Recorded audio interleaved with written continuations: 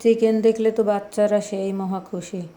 আজ বানাবো বাচ্চাদের জন্য তান্দুরি চিকেন। চিকেনটা ধুয়ে সুন্দরভাবে আমি পানি ঝরিয়ে নিয়েছি। এখন একে একে সব মশলা দিয়ে দেবো। কাঁচামরিচ থেতলো করে নিয়েছি, আদা রসুন বাটা, ভিনেগার, সয়া সস, গোলমরিচ গুঁড়া, গরম মশলা গুঁড়া, তান্দুরি চিকেন মশলা, লবণ, পেঁয়াজ বেরেস্তা, লেবুর রস। এখন দিয়ে দিলাম টক দই, দিয়ে আরেকটু তান্দুরি মশলা দিলাম, দিয়ে এখন আমি সুন্দরভাবে মেখে নেব। আমার একটা কিন্তু ভুল হয়েছে, কেউ কি ধরতে পারছেন? হ্যাঁ, আমি তেল দিতে ভুলে গিয়েছি। কিছুক্ষণ মাখিয়ে রেখে তারপরে আমার যখন মনে হয়েছে যে তেল দেয়নি, তখন আবার এসে তেল দিলাম। এখন হলো ম্যাজিক পার্ট। স্মোকি ফ্লেভার না হলে তো তান্দুরির স্বাদও হয় না, আর হোটেলের মতো স্মোকি ফ্লেভার লাগে না। তার জন্য আমি এই যে ঘি দিয়ে কাঠকয়লা দিয়ে স্মোকি ফ্লেভার বানিয়ে নিলাম।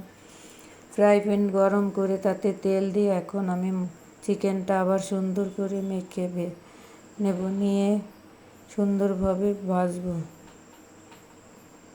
চিকেন যে কি পছন্দ করে আমার বাচ্চারা, তা বলে বোঝানো যাবে না। চিকেন হলে ওদের আর কিছু লাগে না, শাক সবজি রান্না করলে খেতেই যাবে না। অথচ চিকেন থাকলে আর খাওয়ার কথা বলা লাগে না। এত সুন্দর হয়েছে চিকেনটা, দেখতে খুবই লোভনীয় লাগছে। নান রুটি দিয়ে একবারে জমে যাবে খাবার। কিন্তু আজ আর নান রুটি দিয়ে খাবো না, পোলাও আছে, পোলাও গরম করে দেবো, তাই দিয়ে খাবে। যে মশলাটা অবশিষ্ট ছিল সেটা আমি দিয়ে চিকেনটা সুন্দরভাবে আবার একটু রান্না করে নেব। দিয়ে দিয়েছিলাম বাকি যে টক দইটুকু ছিল সেটুকু একবার একটু জুচি জুচি ভাব আনার জন্য আমি মশলাটা দিয়ে সুন্দরভাবে কষিয়ে রান্না করব।